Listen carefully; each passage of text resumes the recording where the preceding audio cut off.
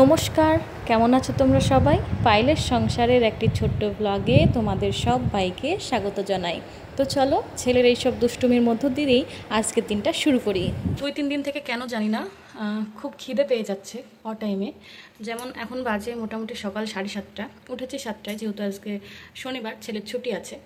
তো প্রচণ্ড খিদে পেয়ে যাচ্ছে, আর খিদে পেলে প্রচণ্ড পরিমাণে অস্বস্তি লাগছে, মানে শরীরটা খারাপ করছে, মনে হচ্ছে যেন গ্যাস হয়ে যাচ্ছে বা কেমন একটা ফিলিংস হচ্ছে, মানে খিদে পাচ্ছে মানে সঙ্গে সঙ্গে খেতে হবে, এমন একটা সিচুয়েশন হচ্ছে। শুধু সকালে বলে না, সন্ধ্যার দিকেও সেম একই রকম হচ্ছে, কেন জানি না। তো কিন্তু এখনও ঘুম থেকে ওঠেনি। আমার টুকটাক যা কাজ ছিল সেগুলো করেছি, করে এখন মনে হচ্ছে যেন প্রচণ্ড শরীরটা খারাপ লাগছে, মানে খিদে থেকে। তো সেই জন্য দেখলাম আমি একটু চা করে 2টো বিস্কিট দিয়ে খাই, তারপর আস্তে আস্তে আবার ব্রেকফাস্ট বানাবো। মানে এতদিন তো না খেয়ে থেকে যেতাম, সকালবেলায় এমনও গেছে যে খাই না, ছেলেকে রেখে আসি, আবার হচ্ছে এসে রান্নাবান্না করি, সকালের খাবার করতামও না, খেতামও না। কিন্তু এই লাস্ট 2 দিন থেকে আমার এত পরিমাণ শরীর খারাপ করছে, আর এত খিদে কেন পাচ্ছে আমি সেটা বুঝতে পারছি না। কালকেও আমি সকালে পাস্তা খেয়েছিলাম, পাস্তা খেয়ে মোটামুটি 1-8 ঘন্টা পর আবার খিদে লেগে গেছে। কিন্তু আগে আমি কী করতাম, ওই 1 গ্লাস ছাতু শরবত খেয়ে আমার কিন্তু মানে সকালের পুরো সকালটাই কেটে যেত। আর এখন খাবার খেয়েও হচ্ছে না, কেন জানি না, বুঝতে পারছি না। নাহলে এখন চা খাবার আমার কোনো ইচ্ছে ছিল না, একটা পরাঠা কিছু একটা বানাবো ছেলের জন্য, আমার জন্য, সেটাই বানাবো ভাবছিলাম। তো খুব খিদে পেয়ে গেছে, ভাবলাম আগে একটু চা করে নিই, চা দিয়ে 2টো বিস্কিট খাই, তারপর গিয়ে খাবার বানাবো। এই যে চাটা করে নিয়েছি, এই 3টে বিস্কিট খাবো, মানে চাটা খাওয়া মেন উদ্দেশ্য না, বিস্কিট খাওয়াটাই মেন উদ্দেশ্য। তো ছেলে যদিও এখানে ঘুমাচ্ছে, তো আমি আর এই ঘরে বসবো না, আমি এই ঘরে বসি। উফ, কেন জানি না এরকম হচ্ছে, একটুতেই প্রচণ্ড পরিমাণে খিদে পেয়ে যাচ্ছে, আর খিদে পেলেই শরীরটা খারাপ করছে। এই যে আমার গাছপালাগুলো 2 দিন বৃষ্টি পেয়ে সবুজ হয়ে আছে, কদিন আগে তো মারাই যাচ্ছিল, অনেক কষ্টে বাঁচানো হয়েছে। তবে বাড়ি গেলে কিছুটা গাছ নিয়ে আসবো, ইচ্ছা আছে। আর আমার মাথায় কাজেরও অনেক চাপ আছে। কাজের চাপ বলতে ওই যে বলছি না যে দিওয়ালিতে ছুটি পড়ে যাবে সোনার বাবুর, ওর বাবা চলে আসবে, তো তারপর যাব বাড়িতে গেলে ভিডিওর কাজ হবে না, আর ওইগুলো সব টেনে নিয়ে যাব না, কারণ 5 দিনের জন্য যাওয়া, বেশি দিন না, এক রবিবার থেকে আরেক রবিবার, মানে রবিবার আবার চলে আসতে হবে, মোটামুটি 5-6 দিনের ব্যাপার। তো আমি চাইছি ওই 5-6 দিনের ভিডিও আমি এখান থেকে করে নিয়ে যাই। তো সেই জন্য যেখানে আমাকে একটা করে দিনে ভিডিও বানাতে হচ্ছিল, আজকে হচ্ছে শনিবার হয়ে গেল, আর পরের রবিবার আসতে, রবিবার না সোমবারে যাব, সরি, কালী পুজোর দিনই যাব। তো মোটামুটি আর 1 সপ্তাহ সময় আছে, 1 সপ্তাহের মধ্যে এই 7টা দিন আমাকে পুরো 7 দিনে 14টা ভিডিও বানাতে হবে। তো ভিডিও বানাতে প্রচুর খাটনি, তো ভালো লাগে না। এক তো ব্লগ করছি, তার উপর রান্নার ভিডিওটা করি, এখন আবার ডবল করে করতে হচ্ছে। মাঝে 2 দিন করলাম, করে কালকের দিনে যেমন একটাও বানাইনি, রোজ দিন তো শরীর সাথ দেয় না। তো এই হয়ে গেছে সমস্যা, একদিন যদি 2টো বানিয়ে ফেলছি, পরের দিন আর বানাতে পারছি না। তবুও চেষ্টা করব, আমি অন্তত 6টা ভিডিও রেডি করে নিয়ে যাওয়ার চেষ্টা করব। আর মায়ের কাছে গেলে মা কিছু একটা বানিয়ে দেবে, মানে 1-2 দিনে মায়ের কাছে থাকলে কিছু না কিছু মা বানাবে, আমি জানি, কারণ মা আমার কষ্টটা বোঝে যে আমি এত কষ্ট করে ভিডিও বানাই। সেজন্য মায়ের বাড়ি গেলে মা অনেকটা হেল্প করে, আসলে আমি গাফিলতি দেখাই। অনেক সময় মা হয়তো কিছু রান্না করছে, তখন হয়তো বলে এসে ভিডিওটা করে নে না, কিন্তু আমি আলসেমি করে করি না, যে শুয়ে থাকি মায়ের বাড়ি গেলে। তো দেখা যাক কী করতে পারি। এখন চা বিস্কিটটা খাই, আর বলছি না প্রচণ্ড মানে খিদে পেয়ে যাচ্ছে, শরীর খারাপ করছে। এই যে এখন চা বিস্কিট খাচ্ছি, মোটামুটি 1 ঘন্টা পরে পরোটাটা হয়ে যাবে, 1 ঘন্টা পরে পরোটাটা খাবো, খেয়ে কিন্তু আবার আমার খিদে পেয়ে যাবে। মোটামুটি ধরো যদি আমি 9টা 9:30টার মধ্যে পরোটা খাই, আবার আমার 11টা 11:30টায় খিদে পেয়ে যাচ্ছে। এই জিনিসটা কিন্তু ছিল না, এই রিসেন্ট 2-3 দিন থেকে এরকম হচ্ছে। নাহলে আমার সকালবেলায় কিছু একটু মুখে দিলেই পেটটা ভরে যায়, আর খিদে পায় না। কিন্তু কেন জানি না এমন হচ্ছে, আমার ভালোও লাগছে না, মানে শরীরের মধ্যে অস্বস্তি লাগছে। খিদে পেলে বুঝতে পারছো কেমন কেমন একটা লাগে। তো চলো চাটা শেষ করি। আর এই কাপের একটা গল্প বলি তোমাদের। যখন আমরা ব্যাঙ্গালোরে থাকতাম, এই কাপ কিনেছিলাম ইচ্ছে করে, মানে চাটাও খাওয়া যাবে, আবার অনেক সময় কোল্ড ড্রিঙ্কস দেওয়া যায় কেউ বেড়াতে আসলে। তো এরকম আমাদের যেহেতু লাল চা হয়, আর ওখানে আমরা পাতা চা পেতাম না, তো এই সেম কালারের চা আমরা খেতাম ডাইনিংয়ে বসে, আমি আর হাজব্যান্ড দুজনে মিলে খেতাম। তো খাওয়া শেষে হয় না, একটু চা পড়ে থাকে, তো নিচের দিকে একটু পরিমাণ চা, এরকম জায়গায় পরিমাণ চা পড়ে থাকতো। এবার হাজব্যান্ড বিকেলে বাইরে যাওয়ার পর, মানে বিকেলের দিকে চাটা খেতাম, বিকেলে বাইরে যাওয়ার পর বা ডিউটি যাওয়ার পর হয়তো ঘরে কেউ আসতো, এসে আমাকে জিজ্ঞাসা করতো তোমরা দুজন মিলে ড্রিঙ্ক করো এরকম দিনের বেলায় বসে বসে, তাই বলতো। ওদেরকে আমি বোঝাতে পারতাম না যে এটা ড্রিঙ্ক নয়, এটা আমাদের চা। আমরা বাঙালিরা লাল চা খাই, দুধ চা কম খাই। ওরা লাল চা জিনিসটা বোঝে না, পাতা চা কোনোদিন ওরা চোখে দেখেনি, কোনোদিন খাইনি। ওরা শুধু দুধ চাই খাবে, যত গরিব হোক না কেন দুধ কেনার টাকা ওদের কাছে রাখতেই হবে। যেমন আমাদের চা খেতেই হবে, চা পাতা চিনি বাড়িতে না থাকলে মানুষের মাথা খারাপ হয়ে যায়, তেমন হচ্ছে ওদের দুধ ঘরে থাকতে হবে, দুধ চাই ওরা খাবে, এরকম একটা ব্যাপার। তো ওরা লাল চায়ের সাথে পরিচিত না। তো এরকম বিশেষ করে এই কাপে এরকম চা দেখে বলতো তোমরা ড্রিঙ্ক করো, তোমরা হাজব্যান্ড ওয়াইফ দুজন মিলে বিকেলবেলায় ছেলের সামনে ড্রিঙ্ক করতে বসো। তো যাই হোক, পরে আমি বোঝাতাম, তখন বলতো ও আচ্ছা আচ্ছা এই ব্যাপার। তবুও বিশ্বাস করতো না, আমি জানি। তো কারোর বিশ্বাসে তো কোনো যায় আসে না, যার যা ভাবার সে তাই ভাবে, কারোর মনের মধ্যে গিয়ে তুমি তার বিশ্বাসটা বদলাতে পারবে না। তো চলো খাই, পরে ভিডিওটা আবার কন্টিনিউ করবো।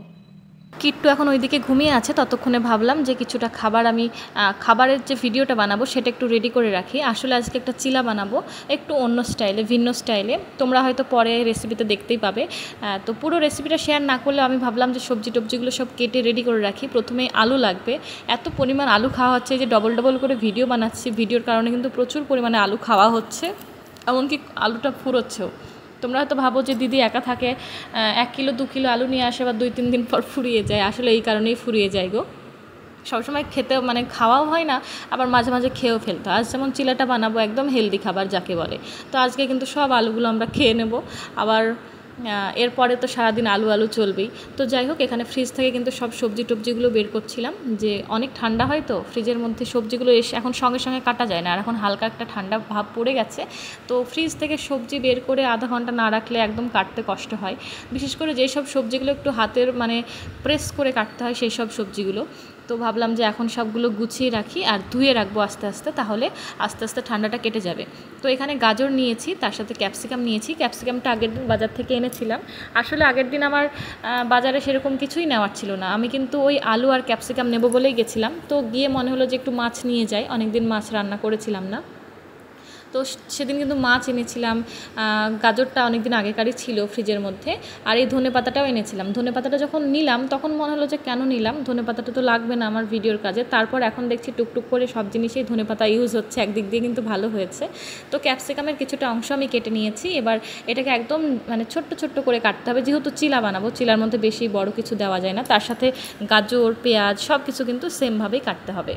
তো বাজারে গিয়ে শুধু আমি কিন্তু ক্যাপসিকাম আর আলু আনতে গেছিলাম, সেখানে আমি মাছ নিয়েছি, একটা চাল কুমড়ো নিয়েছিলাম, যেটা আগের দিন খাওয়া হলো, তোমরা দেখেছো। আজকেও চাল কুমড়োর তরকারিটা কিন্তু আছে, কিছুটা মাছের মাথা দিয়ে বানিয়েছিলাম, বেশ ভালো হয়েছিল। একা মানুষ তো বেশি তো খাওয়া যায় না, অর্ধেক চাল কুমড়ো বানিয়েছিলাম, ছোটো চাল কুমড়ো, তাও সেটা অনেকটাই আমার কাছে অনেকটাই। আর আমি মানে যতই এক তরকারি, কালকে আমি একটা তরকারি দিয়ে ভাত খেয়েছি, শুধু চাল কুমড়োর তরকারি দিয়ে ভাত খেয়েছি। দুপুরে করেছিলাম ওল সেদ্ধ, আর রাত্রে করেছিলাম আলু সেদ্ধ, এই দিয়ে ভাত খেয়েছি। তবুও যে খুব বেশি তরকারি খাই তা না, মানে যেটা খুব ভালো লাগে সেটা খালি মুখেই খাই, আর যেটা মানে ভালো লাগলেও অনেক সময় কোনো কোনো তরকারি ভাত দিয়ে যতটুকু লাগে ততটুকুই খাই। এমন না যে একা আছি বলে যত ইচ্ছে মন চাইছে খাচ্ছি, এমনটা না। কারণ খাওয়ার দিকটা একটু ভাবনা চিন্তা করে খেতে হয়, কারণ এই যে এত সব খাবার খাই, ভিডিওর জন্য বানাই খাই, সেইগুলোর মানে ব্যালেন্স করে রাখতে হবে। সারাদিন শুধু খাই খাই করলে তো শরীরটা কোথায় গিয়ে মানে থামবে তার ঠিক নেই। আগে কিন্তু আমার ওজন, আমি মানে আমার যখন বিয়ে হয় তখন আমার ওজন ছিল 45 কেজি, 45-48 এরকম থাকতো। তারপর কিট্টু হওয়ার পরেও কিন্তু আমার ওজন মোটামুটি ওই কিট্টু যখন মানে পেটেই ছিল, আমি 9 মাসের প্রেগনেন্ট, তখন আমার ওয়েট হয়েছিল 68 কেজি। ভাবতে পারো, খুব মোটা হয়ে গেছিলাম, তার সাথে প্রচণ্ড পরিমাণে কালো হয়ে গেছিলাম, মানে ঘাড়টারগুলো প্রচণ্ড কালো হয়ে গেছিলো, আর খুবই মোটা হয়ে গেছিলাম। একদম কেমন লাগতো আমার নিজের ছবি, তখন আমি ছবি তুলতাম না ভয়, আমাকে এমন বাজে লাগতো দেখতে। 9 মাসের যে টাইমটা ছিল ওই টাইমটা আমি খুব মোটা হয়ে গেছিলাম। তো আমি হাজব্যান্ড মাঝে মাঝে বলতো একটু ছবি পাঠিও, অনেকদিন দেখি না, এরকম বলতো। তো আমি কিন্তু ছবি তুলে পাঠাতেও লজ্জা করতাম, এত পরিমাণ বাজে লাগতো আমাকে দেখতে, খুব কালো হয়ে গেছিলাম। তো যাই হোক, এই যে ছেলেকে চিলাটা বানিয়ে দিয়েছি, ও কিন্তু খুশি হয়েছে। পুরো রেসিপিটা তোমাদেরকে দেখালাম না, কারণ আমার ইউটিউব চ্যানেলে তোমরা দেখতেই পাবে, মানে শর্ট চ্যানেলে। আর এই যে আলুগুলো, এটা কিন্তু রোলের মতো করে খাওয়া দরকার ছিল। তো প্রথম চিলাটা একদম পারফেক্ট হয়েছিল, তারপরেরগুলো একটু ভেঙে ভেঙে গেছিলো, তো রোল করার মতো পরিস্থিতি ছিল না।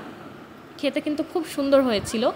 আর যে আলুটা দেখছো ওটা কিন্তু মশলা আলু বানিয়েছিলাম, খুব সুন্দর টেস্টি ছিল। তো কিট্টু বারবার বলছে মামা পটাটো দিয়ে খাও, কিন্তু পটাটোটা খাবে না বা ওকে দেবো না, কারণ ওটার মধ্যে হালকা একটু স্পাইসি দেওয়া আছে, মানে লঙ্কার গুঁড়ো দেওয়া আছে। আর ওর যেহেতু ওর জন্যও চিলা বানিয়েছি, তো চিলার মধ্যে কোনো রকম লঙ্কা কিছু অ্যাড করেছিলাম না। ও খাচ্ছে সস দিয়ে আর আমি খাচ্ছি আলু দিয়ে আর সস দিয়ে, মানে দুটো দিয়েই আমি খাচ্ছি।